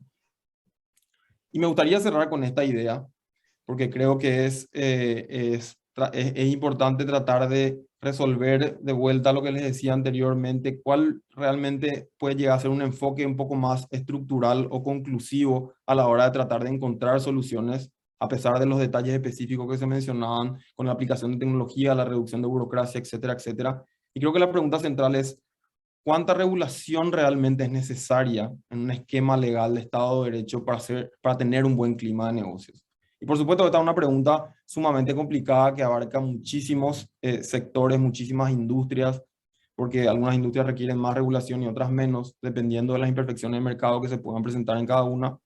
Me gustaría cerrar con esta frase que de alguna manera engloba el enfoque que se le debería dar a la hora de tratar de encontrar soluciones a los problemas, que viene de la época de la post-Segunda Guerra Mundial con el canciller que de alguna manera lideró la construcción de Alemania, que es Konrad Adenauer, que decía lo siguiente: tanto mercado como sea posible, dentro de un esquema de libre mercado, y tanto Estado como sea necesario, teniendo presente obviamente las imperfecciones de mercado que se pueden dar, y a partir de ahí un esquema de institucionalización eficiente al que estamos apuntando. Así que cierro con esta idea y de vuelta muchísimas gracias. Muy bien, muchísimas gracias, Tomás. Por último, vamos a tener a Carlos Fernández. Él es presidente del Banco Central y también prestó servicio en el Fondo Monetario Internacional, docente universitario a nivel nacional e internacional. No sé si Carlos Fernández está... Presente. Estamos presentes acá. No sé si es que me están viendo. Sí, ya te estamos viendo. Adelante. Bueno, no sé cómo sale mi nombre. Carlos Fernández sale ahora. Ya te cambiamos. Qué bien. pero me quita pues la inspiración porque salía Liliana Moreno y le tengo que decir que ella es mucho más linda que yo, porque ella es mi señora. Y a lo largo de esta pandemia yo he sido Liliana Moreno, Matías Fernández o Luján Fernández, dependiendo qué computadora me dejan libre para hacer mis diferentes actividades. Y lógicamente a veces mi background es una figura de Mickey Mouse o cualquiera de las cosas, pero bueno, eso es comprensible con los chicos teniendo miles de actividades con nosotros. Pero bueno, muchísimas gracias a la USAID, al Instituto de Desarrollo por la invitación. La verdad es que ser el último es complejo, pero principalmente porque coincido con la mayoría de las ideas que ya han dado antes los ponentes. Pero voy a ver si puedo dar alguna idea nueva y principalmente tratar de ser un poco disruptor con todas las ideas que se estaban presentando anteriormente. No sé, déjenme ver si puedo compartir. Se ve la pantalla, ¿verdad? Se ve la presentación. Todavía no. ¿No? No. Yo veo. Bueno, Yo veo también, ¿eh? Bueno, perfecto. Se ve, Carlos. Bueno, Tomás habló de Konrad Adenauer. Acá yo doy una cita de Jean Monnet, porque justo coincide, ¿verdad? Con Konrad Adenauer, ambos fueron constructores también de lo que actualmente se conoce como la Unión Europea, y básicamente Jean Monnet decía: nada es posible sin el hombre, pero nada dura sin las instituciones. Un poco para resaltar la importancia de las instituciones, que es algo de lo que estuvimos hablando ahora. Esa era la forma con la cual yo empezaba un capítulo de un libro que habíamos lanzado en el Banco Central, que se llamaba básicamente Paraguay, no lógicamente, se llamaba Paraguay más allá de la estabilidad macroeconómica. Justamente el punto de que muchos de ustedes han resaltado con respecto a la necesidad de que vayamos más allá de unos buenos números fiscales y monetarios, ¿verdad? Lógicamente, esta cuestión de instituciones tiene una definición muy amplia y abarca muchas cosas. Abarca, lógicamente, la institucionalidad macroeconómica que ya han resaltado ustedes y donde estamos muy, pero muy bien, yo creo. Y abarca también el otro tipo de instituciones que estamos más débiles. Abarca, ahora que estamos en esta semana donde va a estar Gafilat, forma parte también de la parte institucional del Paraguay. Y bueno, ahí entonces es muy difícil empezar a hacer un análisis de las instituciones, porque yo creo que no solamente hay macro y micro, sino dentro de la micro inclusive hay diferentes velocidades de progreso que se tienen en estas instituciones. Pero no podemos negar la importancia de las instituciones, por eso pongo esto. Y tampoco me voy a poner a negar los problemas que tenemos. Pero como quiero ser un poco disruptor, porque si no es un poco aburrido la cuestión de repetir todo lo que me dijeron antes, quiero lanzar algunas tablas, algún número, un poco coincidiendo con todos, pero dando algunos matices diferentes. Si uno mira el análisis, ¿verdad?, de esta tabla, por ejemplo, vertical, yo no me estoy viendo el último número, pero voy a cerrar, ¿verdad? Una de las tantas medidas de institucionalidad que tenemos, y lógicamente uno mira y hace un análisis vertical con la última columna, que mal estamos, ¿verdad? Porque estamos entre los peores, probablemente acá de América del Sur. Y bueno, yo creo que un número así, con esa mala ubicación, vamos a quedarnos más deprimidos que hincha Olimpia durante estas últimas 2 semanas. Pero como yo soy cerrista y me gusta con optimismo, a pesar de no haber ganado la Copa Libertadores, mirar el futuro con optimismo, yo de esta misma tabla quiero hacer un análisis horizontal. Y si veo Paraguay como estaba 2012 y cómo está ahora, cierto, estamos mal ahora, pero se han realizado algunos avances claramente insuficientes, pero yo creo que no tenemos que dejar de reconocer que de repente hemos realizado algunos avances y creo que alguien había hablado con respecto, pero creo que era que había hablado con respecto a la idea que yo siempre tengo. Yo no creo mucho en la revolución, yo creo en la evolución, y esta cuestión de la institución no es algo que vamos a cambiar de la noche a la mañana, sino que requiere mucha paciencia y mucha perseverancia para ir progresando a lo largo del tiempo. Esto básicamente es lo mismo. Uno mira las diferentes componentes y sí, en algunos estamos de repente más parecidos a lo que es el promedio del LAC, y acá el promedio del LAC es Brasil, Argentina, México, Perú, Uruguay, Chile, y en otros mucho más lejanos de lo que es el país, principalmente en esa cuestión de transparencia. Estamos mal en cuestión de seguridad, no somos muy diferentes al promedio de América Latina. En términos de capital social tampoco somos muy diferentes al promedio de América Latina. Y entonces, estas son las diferentes velocidades que yo hablaba anteriormente. Quiero seguir un poco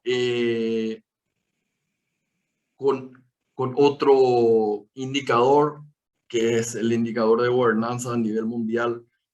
También la misma conclusión, en el sentido de que estamos más atrasados de América Latina en el agregado. Si miramos más detalladamente cada uno de estos componentes, vamos a ver diferentes velocidades, etcétera, etcétera. Y de nuevo, acá, este mismo gráfico, pero dado de otra manera, vemos un avance de Paraguay a lo largo del tiempo. Entonces, podemos quedarnos en la impresión de que Paraguay está mal, es terrible, somos lo peor que existe, pero uno no reconocemos algunos avances que hemos tenido y que permite incluso que en el agregado estemos un poco mejor en los últimos 10 años, 15 años. El caso de las instituciones macro es claramente, se ha hecho un avance, o como dijeron anteriormente, ojalá todos sean como el Ministerio de Hacienda y el Banco Central. Bueno, pero eso llevó mucho tiempo. Pero creo que tenemos que reconocer el avance que tenemos. Y se habló mucho de la cuestión de, no se habló mucho, pero se habló de la cuestión de grado de inversión. Y acá está el último informe de Moody's. Y claramente, si uno ve la parte de la efectividad de la política fiscal o de la monetaria, que están del lado derecho, no estamos tan mal. Pero el score agregado de instituciones, si ustedes se fijan, es BA3 para Paraguay. Cuando que la calificación de Paraguay es BA1, es decir, está por debajo del score de Paraguay, cuando uno hace un análisis de qué es lo que pasa con el grado o con la calificación de riesgo de Paraguay, que es BA1, está bastante bien, excepto por la parte de instituciones y gobernanza. Y dentro de hecho está en esa, si solamente mirábamos ese factor, estamos bien por debajo del grado de inversión, no cerca del grado de inversión como es el score agregado. Y básicamente el assessment de Paraguay es debido a esta cuestión del indicador de gobernanza, básicamente es lo que dice el informe. Un poco, voy a parar un poco acá. Ahí me van a ver. Básicamente presenté eso rápidamente un poco para entender. Yo no niego la importancia de instituciones, yo no niego que estamos mal, pero no sé hasta qué punto nosotros tenemos que seguir martillándonos en el sentido, somos los peores del mundo y no hicimos luego nada últimamente. Y no estoy en el gobierno, no me toca a mí vender al país, pero creo de que así como reconocemos las debilidades, nosotros también tenemos que reconocer los avances, y algunos avances se dieron. Estuvimos hablando de clima de negocios, por ejemplo, pero no escuché que se haya mencionado el trabajo que se estuvo haciendo con el BID, con el Banco Mundial, para mejorar el clima de negocios, ¿verdad? El gobierno presentó varias leyes, ahí está el proyecto de acciones simplificadas, de garantías inmobiliarias, de insolvencia, que eran cosas que nos arrastraban a los últimos lugares del ranking en términos de clima de negocios. Y eso se estuvo trabajando en eso, se aprobaron, entonces seguramente vamos a ir reflejando, vamos a ir mejorando en la cuestión de clima de negocio. En la cuestión de corrupción no voy a pasar a defenderla a nadie, ni a ninguno que se le agarró, ni que se lo va a agarrar a futuro, Pero sí, por ejemplo, quiero resaltar algo que siempre me llamó la atención. El indicador de corrupción es el indicador de transparencia internacional, que es el indicador de percepción de la corrupción. Y en mi percepción, Cerro Porteño es el mejor club de fútbol del mundo. Eso no quiere decir que sea el mejor club de fútbol del mundo. Entonces es muy diferente percepción con lo que realmente es. Y durante mi estadía allá por Washington tuve el placer, y mi señora estuvo trabajando en algo que se llamaba el World Justice Project, que es un proyecto que estaba financiado por Bill Gates, en donde iban un poco más allá de percepciones, y ellos tienen un indicador del Rule of Law Index, en donde no solamente ver la percepción, sino efectivamente cómo te ha afectado la corrupción. Estuve viendo ahora, antes de entrar, los últimos números se tiene de 128 países y lastimosamente de Paraguay no se hizo ese Rule of Law Index, desafortunadamente, lo cual iba a dar algo adicional a lo que es el indicador de transparencia, que es netamente percepción. No digo que está mal, no voy a salir a defender eso, pero por lo menos iba a ser un indicador de realmente lo que uno sufre con la corrupción y no simplemente lo que uno percibe acerca de la corrupción. Y en lo que es al indicador de Doing Business que Tomás presentó últimamente, sí estamos 125 en el indicador del Banco Mundial, pero estamos número 1 con el indicador de la Fundación Getúlio Vargas a nivel regional. Entonces, de nuevo, no voy a negar los problemas que tenemos a nivel institucional, nos queda mucho por hacer, pero ojo, señores, con la cuestión de que somos lo peor de lo peor. Yo creo que tenemos que tener un análisis balanceado de las cosas que Paraguay ha conseguido mejorar, progresar en los últimos tiempos, y no casarnos únicamente con aquellos que nos dan las peores notas a nivel institucional acá en la región. Entonces, hay mucho trabajo por hacer, yo creo que sí.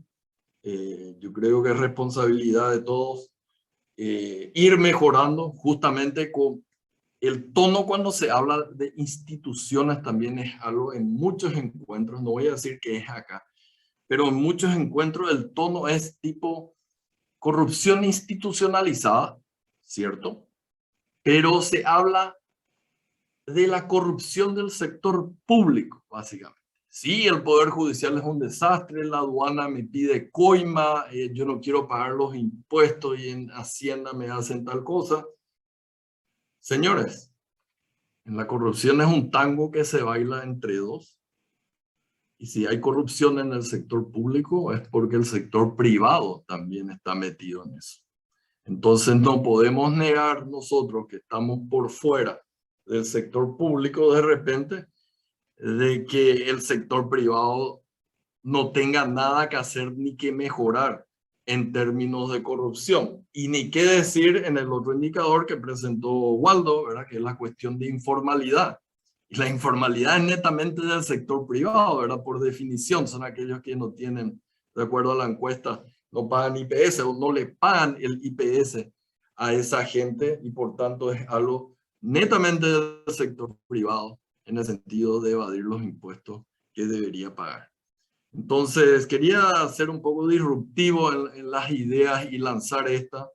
De nuevo, coincido en la importancia de las instituciones, coincido en que Paraguay tiene mucho que mejorar, pero veamos también los progresos que hemos dado y no olvidemos de que esta mochila no la tiene que cargar solamente el sector público, sino también el sector privado. Muchísimas gracias por la oportunidad. Muchas gracias.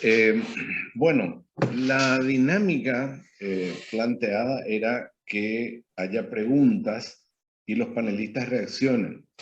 Pero acá creo que vamos a cambiar la dinámica por hoy, porque no hay preguntas. Dice que muy aburrido, Bruno, parece. Los mecanismos de control de la informalidad deben ser efectivos, totalmente de acuerdo con el manejo de la cuestión jurídica, los registros públicos.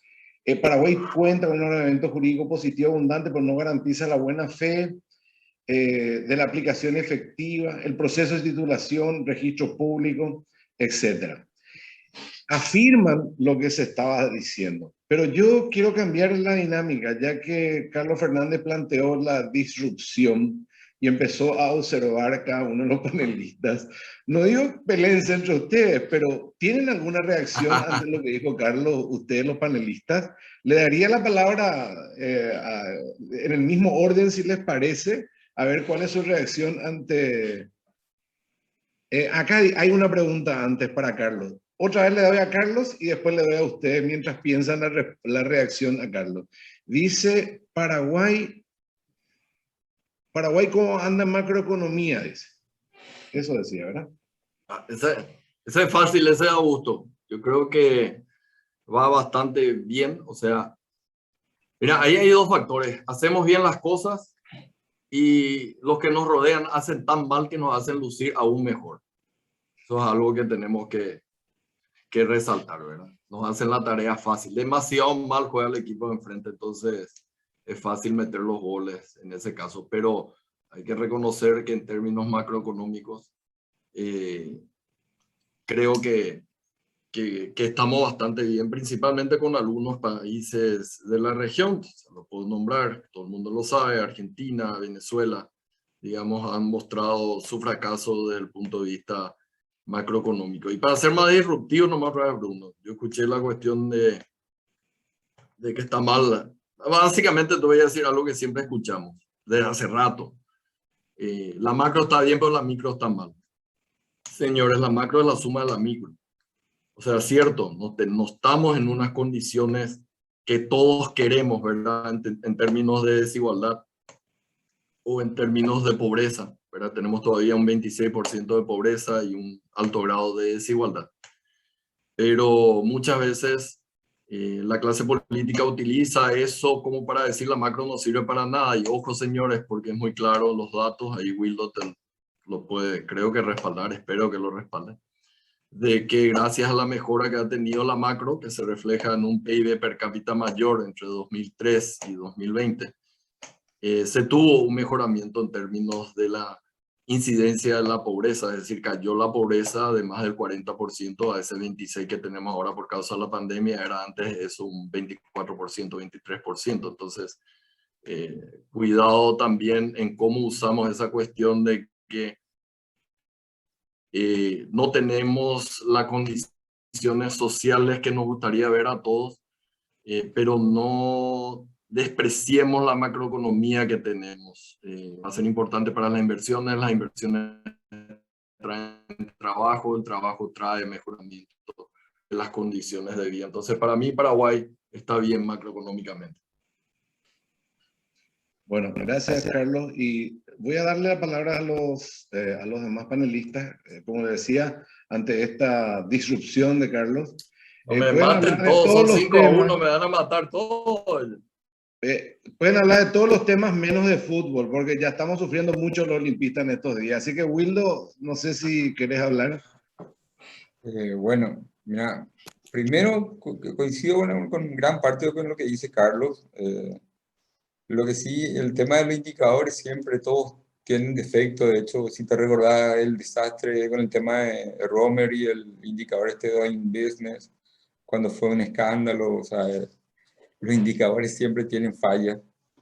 Pero lo que sí coincido con Carlos es que, y de hecho algo que mencioné, es que hay sí cosas que yo creo que tenemos que imitar, que justamente mencioné por el tema del Banco Central y la regla fiscal que ordenó básicamente la discusión macro a un nivel que no teníamos antes, y que por lo menos dentro de mi percepción particular, parte de lo que, no te digo más mal o peor, o a lo mejor las palabras pueden sonar feo, es el nivel de informalidad que tenemos, que es lo que en el fondo te resta la capacidad de la economía de poder crecer y poder tener un PIB potencial mucho más elevado. Entonces, por ahí yo no tengo grandes disrupciones con el tema de Carlos, aparte soy cerrista también, entonces no, gran cosa no tengo para decirle a Carlos por ese lado.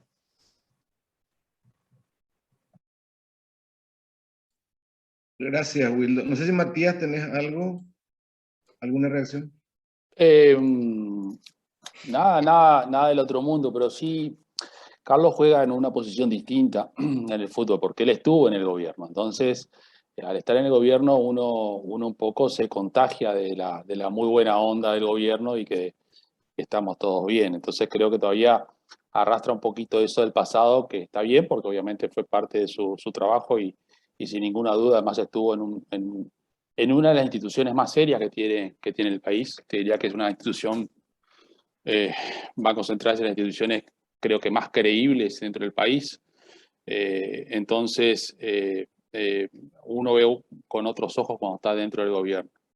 Igualmente, desde el punto de vista empresarial, a mí principalmente la preocupación que siempre se me genera como empresario, inversor o amigo de inversores o trayendo inversiones de afuera, son los niveles altísimos, sin ninguna duda, que también lo comentaba él, de corrupción y sobre todo, como decía hoy, como lo dije hoy más temprano, yo creo que hoy estamos ante un Estado y ante un gobierno que obedece a un solo poder. O sea, lastimosamente me preocupa que hoy día la separación de poderes no es tal en los hechos y que un parlamento pueda controlar a la justicia y que pueda controlar incluso cada paso que pueda dar el presidente con una amenaza de juicio político. Entonces, sí, esos son temas muy delicados, son temas profundos. Creo que pasa también por lo que decía uno de mis compañeros, los niveles de educación y de preparación de la gente son tan bajos que hacen de que uno no elija a conciencia o no analice a quién está votando en las elecciones y eso después, o desinterés, ¿no? Y eso después se traduce en que las excepciones en el gobierno, en el parlamento y en muchos lugares deberían ser excepciones de corrupción y habitualmente lo vemos a la inversa. Y lo que sí coincido, sí, está muy claro que tenemos que como decía Carlos, la corrupción se baila a dos, está clarísimo. Esto es el huevo o la gallina, es un Estado corrupto y por eso los empresarios son corruptos o a la inversa. Yo creo que es un tema para trabajar en conjunto, pero creo que principalmente nace también de instituciones más sólidas, con un apego más grande a la ley, porque hoy cuando la ley está armada y está hecha, no se cumple y el castigo es muy leve. Entonces, al fin y al cabo, creo que tenemos contadas excepciones de la mano. Con una mano podemos contar las personas que están procesadas y cumplen una condena, que han sido tan alevosas que no tuvieron más remedio que obviamente los jueces decir no podemos soltarlo, pero si no, la mayoría de los casos quedan impunes y eso castiga mucho nuestra visibilidad hacia afuera, cuando el inversor lo primero que ve de afuera es ese tipo de cosas que le preocupan, o sea, no tener una justicia realmente justa como debería ser. Pero bueno, eso es un poco mi opinión al respecto. No sé, Verónica. No, bueno, primero que soy cerrista, así que no acuerdo con esa parte del comentario de No de toquen Carlos. ese tema, le pedí. Pero no voy a ahondar más. Ya se habló demasiado en la semana y no voy a aportar al tema. Pero sí, yo creo que estoy de acuerdo. Obviamente creo que hay lados positivos y negativos del país. O sea, yo trabajando mucho con gente que viene de afuera a invertir, digo, qué suerte que sigue viniendo la gente a pesar de repente las malas noticias. Siguiendo con el tema que dice Matías, yo, no sé si es una visión personal, yo creo que últimamente tuvimos algunos cambios muy interesantes en la Corte Suprema de Justicia de algunas personas que yo creo que que agregan valor, que es un cambio muy diferente a lo que yo veía antes. Y creo que, como hablaba antes, y creo que Carlos está de acuerdo, que el proceso es largo, especialmente en un poder judicial. Lastimosamente va a tardar todavía mucho, pero yo creo que dimos algunos pasitos ya por ese lado. Por ende, yo, si miro el vaso medio lleno, creo que quizás en un futuro eso también, el cambio se vaya agrandando, ¿verdad? Ojalá que sí. Yo creo que hay por lo menos algunos pasos que vimos que antes nos daban. La clave es seguir caminando para adelante y no para atrás, ¿verdad? Porque si no, nos quedamos cortos, ¿verdad? Y mirando también el lado positivo y mirando, siguiendo con la idea de que nuestros vecinos son peores, yo critiqué mucho el tiempo de apertura de una empresa, pero siempre la gente me dice en Brasil y Argentina puede ser todavía peor y se alegran de los tiempos de Paraguay que son muy, muy lentos, ¿verdad? Pero si nos comparamos con nuestros vecinos por el momento, o probablemente no con Uruguay, pero con Brasil y Argentina, a veces sí, incluso uno podría decir que estamos mejor. Eso no quita que el proceso es totalmente lento y engorroso y me parece que deberíamos definitivamente, si podemos hacerlo, ¿por qué no cambiar, verdad? Y como último punto a mirar positivo, yo digo, somos un país tan chico, hacer cambios, así como vacunar a toda la población, es mucho más fácil. ¿Por qué no implementamos una agenda de digitalización real, por ejemplo, en alguna institución? Nos va a tomar mucho menos tiempo que probablemente a Brasil, ¿verdad? Entonces quizás no lo haremos mañana, pero debería ser mucho más rápido. Mirando el lado positivo, quizás Paraguay tiene demasiadas ventajas como para hacerlo en menor tiempo que desafíos que tienen otros países, ¿verdad? Así que eso para cerrar la idea y viendo que yo creo que si bien hay mucho por mejorar, podemos hacerlo, hay circunstancias, hay condiciones, pero bueno, obviamente la voluntad política es clave y obviamente el sector privado tiene que acompañar. Así que esa es mi idea salomónica de los temas. ¿Puedo hacer un comentario? ¿Me permite aquí el señor Bruno? Adelante, Matías, adelante. No, lo que pasa que, a ver, estábamos tan mal, yo te diría que bueno, hay que reconocer, durante el gobierno donde estuvo Carlos se hicieron unas cuantas mejoras, pero estábamos tan mal, estábamos tan en el piso, ¿ah? En números de realidad social, en números de corrupción, en la mala noticia, no estoy hablando de las buenas, ¿no?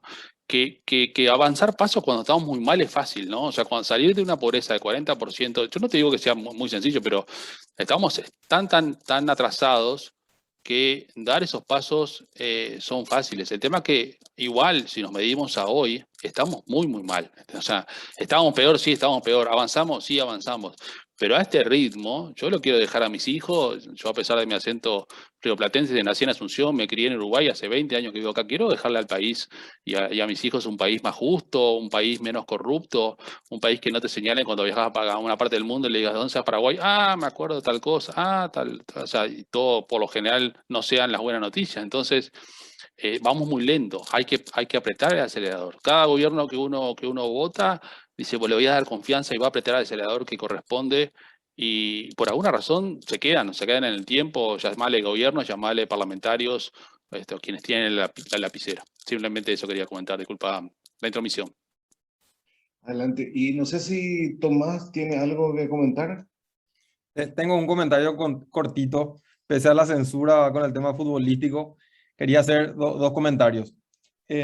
Por un lado, dos referencias en realidad y después va el comentario. Por un lado, la referencia de lo que ocurre muchas veces en economía conductual, que es un concepto del enmarcado, que de alguna manera condiciona la forma en la que se presenta el contexto a partir de lo cual se toma una decisión determinada dependiendo de cómo se cuente la historia. Y eso me lleva a la segunda referencia, que es la referencia que hoy es tendencia mundial en storytelling o la forma en la que se cuenta una historia, ¿verdad? Y ahí de alguna manera coincido plenamente con Carlos en el sentido de que si tomamos como punto de referencia lo que nosotros éramos anteriormente y lo que somos hoy ese lado de la historia, por supuesto que genera como una plataforma de optimismo y a partir de ahí podemos contar una mejor historia independientemente de lo que ocurre regionalmente hoy, que en algunos casos estamos mejor y en otros casos estamos peor respecto de nuestros pares regionales, entre comillas.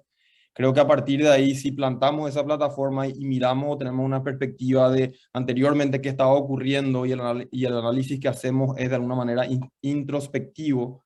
Si miramos hacia el futuro, ahí decimos, bueno, si hemos crecido, si hemos mejorado anteriormente respecto de lo que éramos y lo que somos hoy, entonces por supuesto que eso forma como un esquema más optimista a partir de lo cual podemos seguir mejorando tanto institucionalmente como en índices macroeconómicos y por supuesto como consecuencia también, perdón, y a la inversa también con lo que tenemos en los índices microeconómicos. Y también ahí con el último comentario que dio Matías, por supuesto que lo ideal sería que esa evolución que también mencionaba Carlos anteriormente no sea tan lenta, sino que pueda ser lo más rápido posible dentro de un esquema, no sé si generacional, pero por lo menos de unos años o en un corto o mediano plazo, a partir de lo cual, por supuesto, vamos a tener un mejor desarrollo institucional, una mejor sociedad y, por supuesto, un mejor esquema de bienestar social para el país.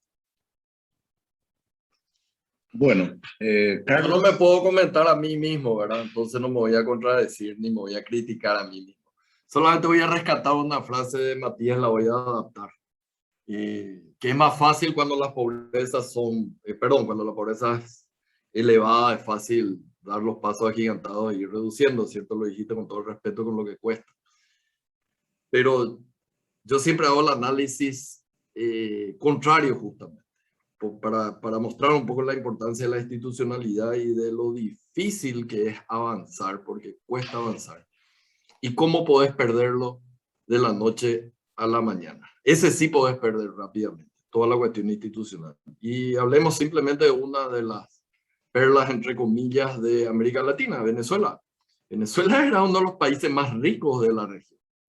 Y mirá que lo hicieron, con el perdón de las damas presentes, pelota en un corto periodo de tiempo. O sea, lo que tardaste vos en avanzar, que en el progreso, que supuestamente es más rápido, lo perdiste de la noche a la mañana. Entonces, a mí me da miedo cuando seguimos avanzando que nos venga un gobierno o algunas ideas raras que nos hagan retroceder, pero de la noche a la mañana. Yo creo que los retrocesos son mucho más rápidos en la experiencia de la región que estos progresos que sí deberían ser más fáciles de avanzar porque estábamos tan mal como región, ¿verdad? Y avanzamos, pero la caída es mucho más rápida en mi experiencia, en todo lo que he leído. Eso nomás quería decir. Bueno, muchas gracias. Ya estamos cerrando, vamos a hacer una última ronda.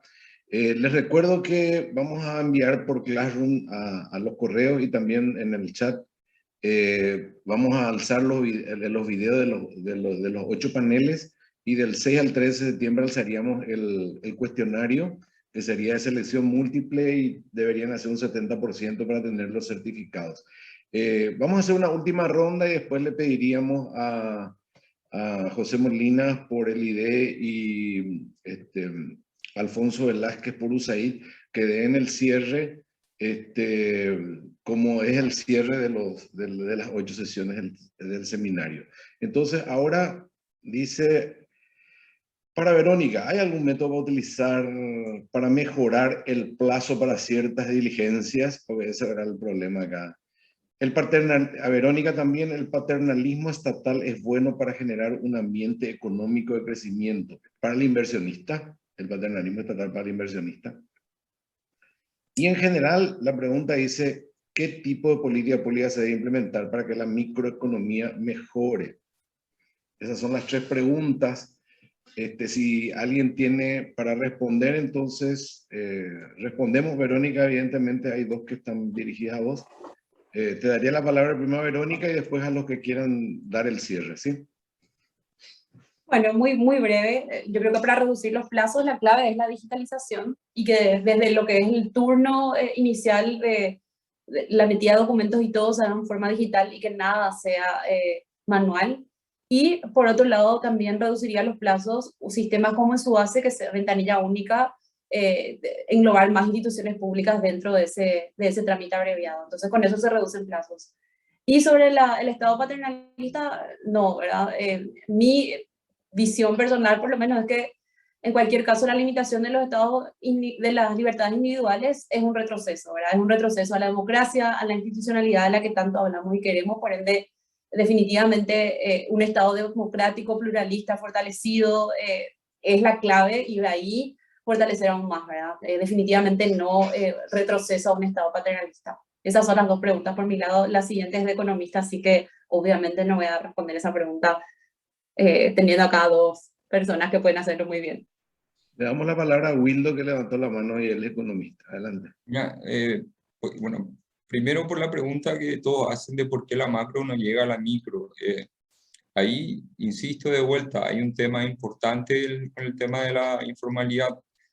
Generalmente la persona que se encuentra en el mercado informal tiene menos ingresos que la persona formal. Entonces ahí se genera una diferencia bastante grande.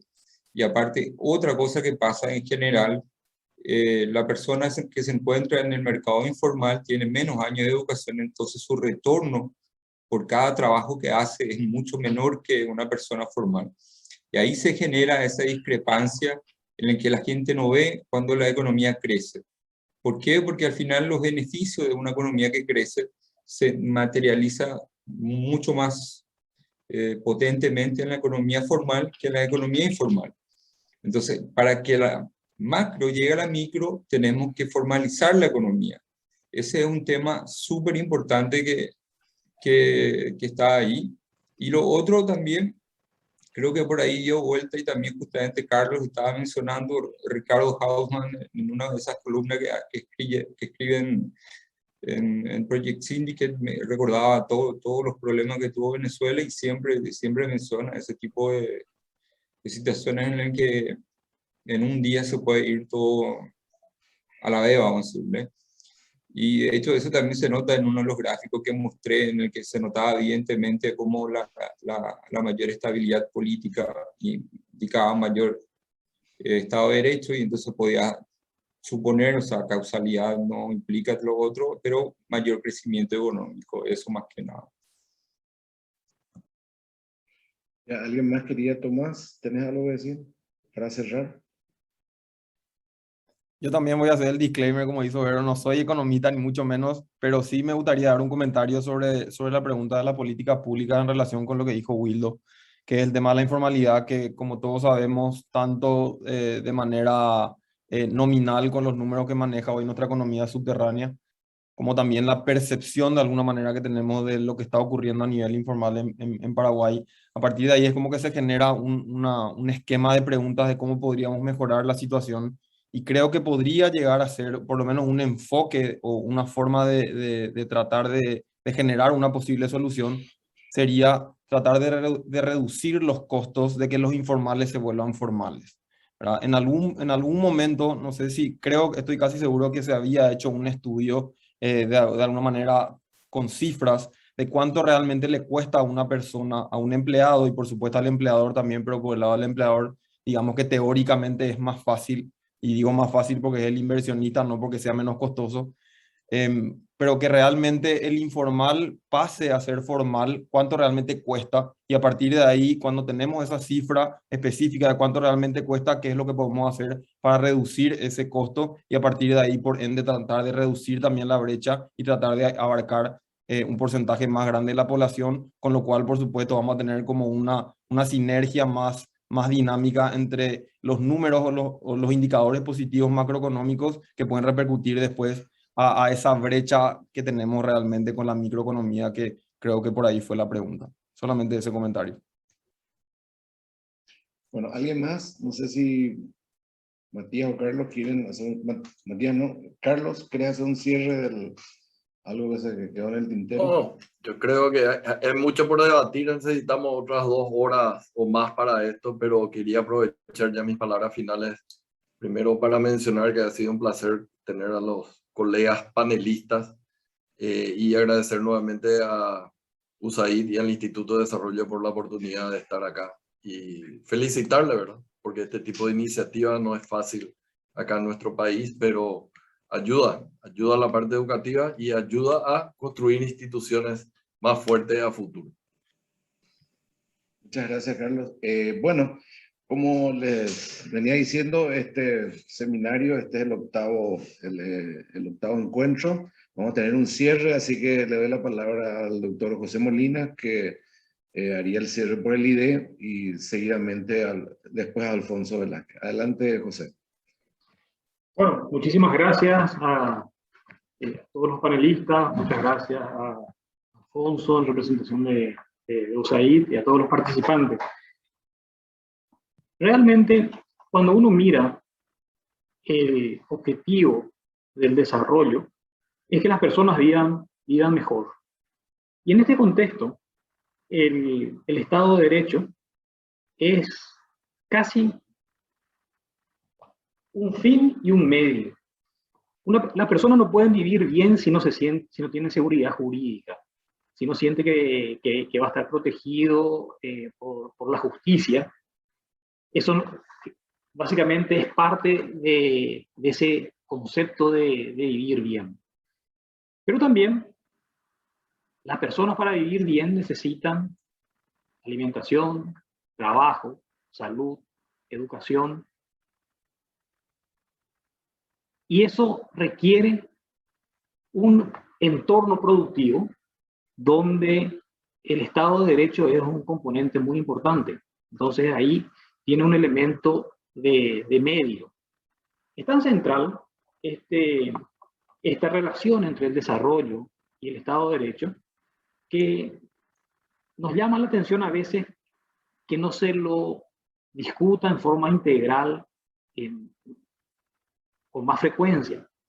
Y es esto uno de los objetivos que el proyecto de USAID, de fortalecimiento del Estado de Derecho a través del sistema de educación superior, trata de hacerlo.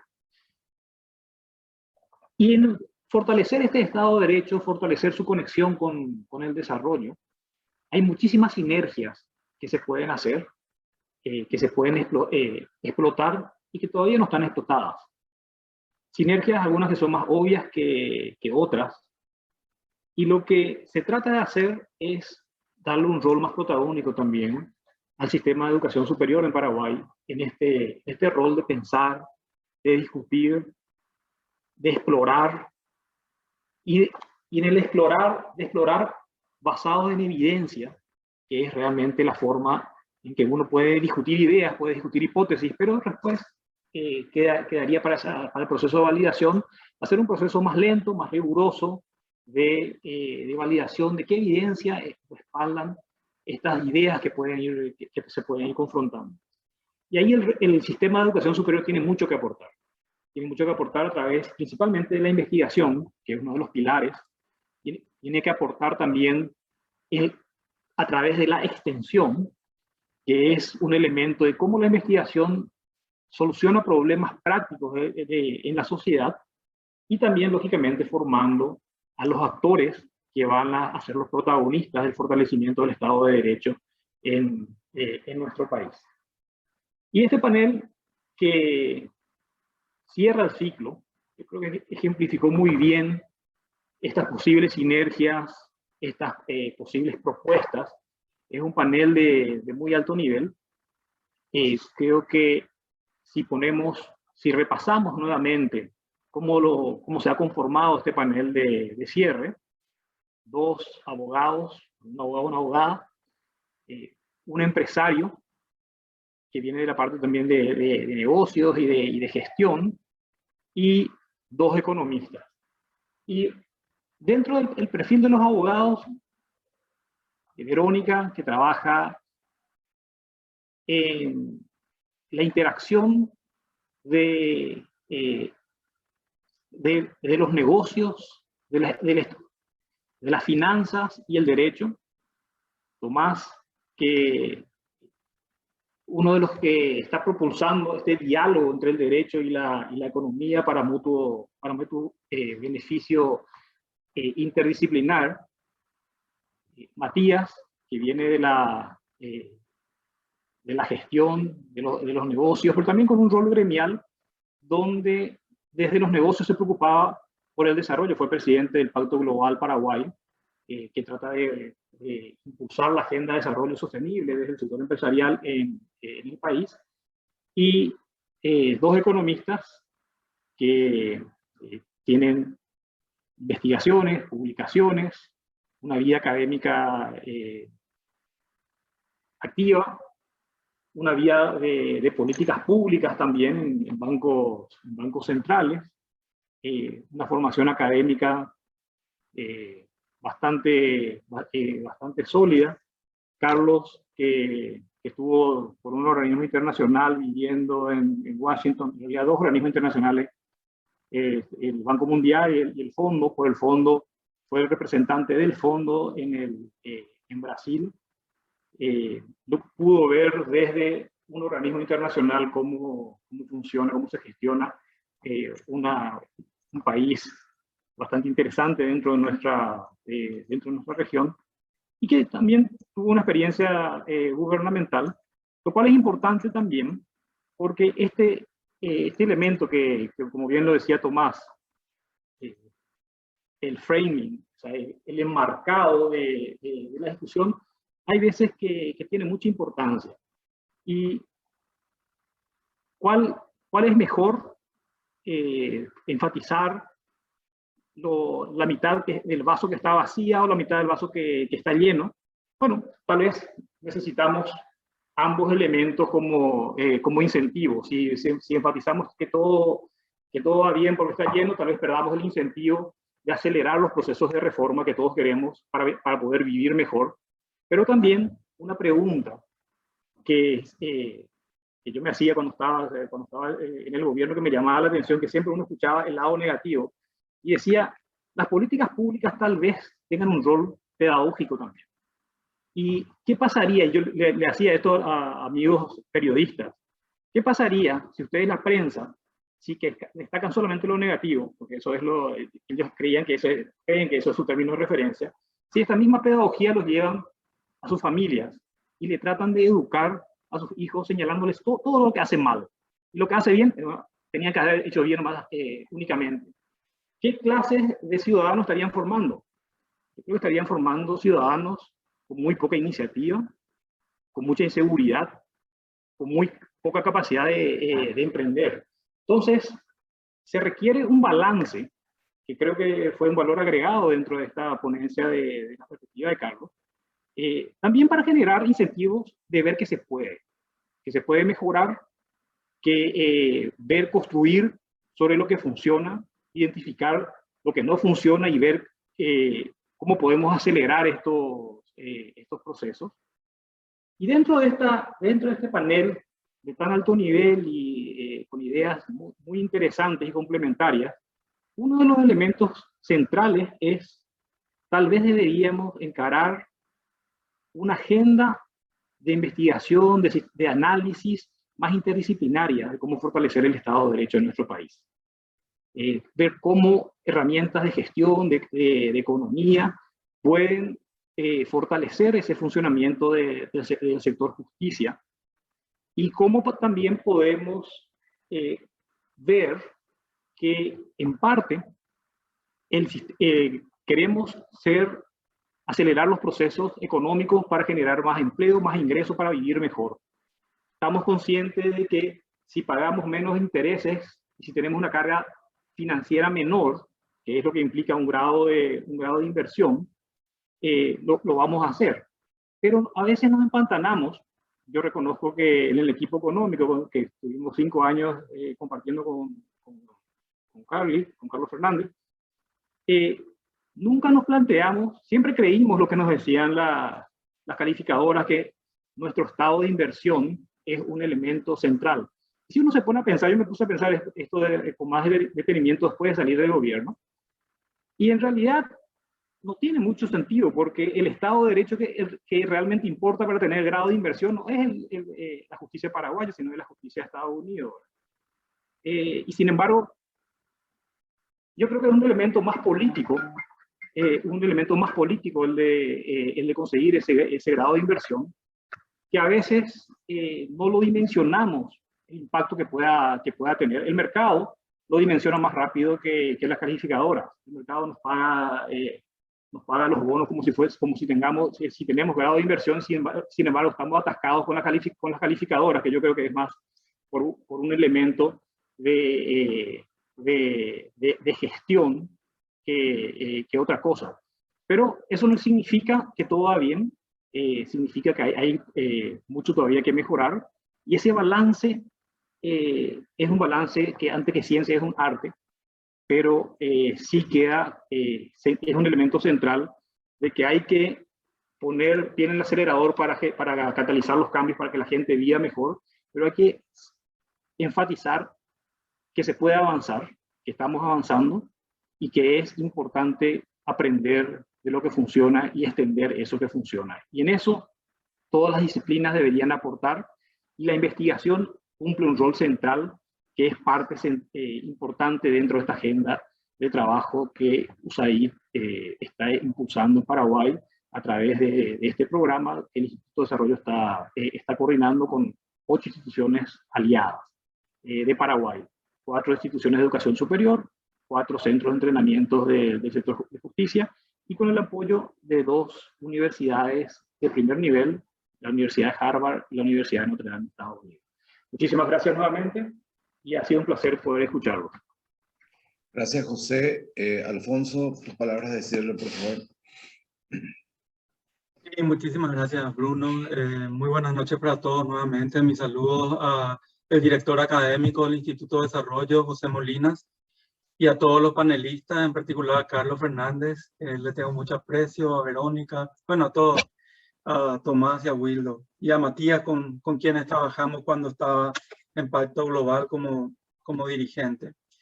Bueno, en primer lugar también señalar que envío los saludos de la directora USAID, la señora Evelyn Rodríguez, que lastimosamente no nos pudo acompañar.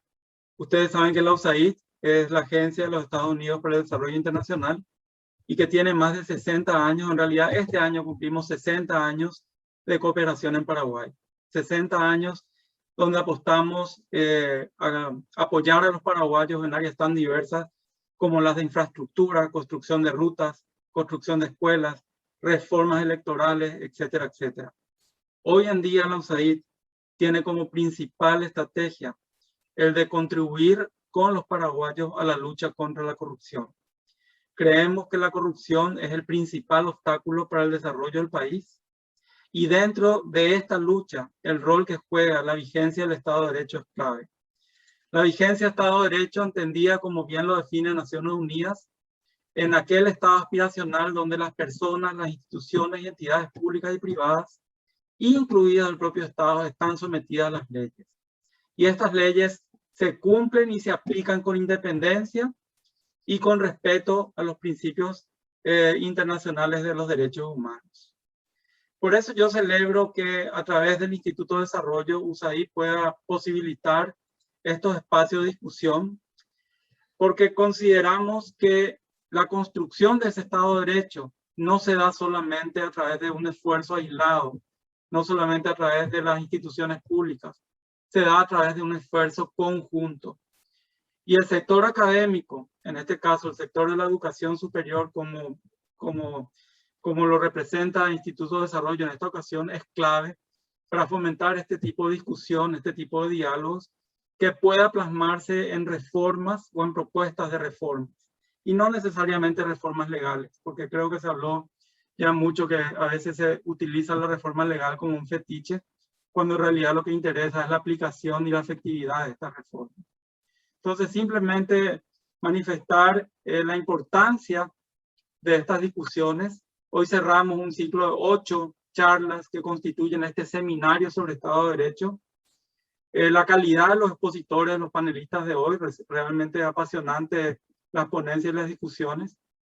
Y bregar, si se quiere, como paraguayo, si bien funcionario del gobierno de los Estados Unidos, pero como paraguayo y como educador también, porque nos adhiramos entre todos a esta cultura de la legalidad, a este apego hacia lo que es legal, hacia lo que es correcto, hacia lo que debe ser, ¿verdad? A lo que impone el imperio de las leyes y este Estado de Derecho que tanta falta nos hace sobre todo cuando hablamos de atracción de la inversión y de la seguridad jurídica que se mencionaba. Ahí yo quiero detenerme nuevamente. Muchas gracias y seguiremos apoyando a la USAID, las iniciativas como esta. Realmente, como dije, es un honor tener a un aliado como el Instituto de Desarrollo y todas las instituciones de educación superior, tanto Paraguay como Estados Unidos, que forman esta alianza. Muchas gracias. Muchas gracias, Alfonso. Bueno, con énfasis agradecer a los más de 100 personas participantes que estuvieron siguiendo este evento y bueno, también a los panelistas. Y bueno, este es la octava sesión y vamos a ver qué productos sacamos sobre Estado de Derecho y Desarrollo, desafíos y agenda de reforma. Queremos tener una agenda de reforma por lo menos esbozada al final de este trabajo. Así que nos despedimos. Muchísimas gracias por toda esta sesión. Y Javier, que es el que estaba teniendo el contenido todo detrás. Javier, perdón. Muchas gracias, Javier. Sí, muchas gracias, Javier. Excelente. Al contrario, gracias a todos. Yo no hice nada, estaba escuchando atentamente. Muy interesante. Muchísimas gracias a todas, a todos y hasta cualquier momento. Hasta luego. Gracias, muchas gracias a ustedes. Hasta luego, muchas gracias a todos. Muchas gracias, adiós.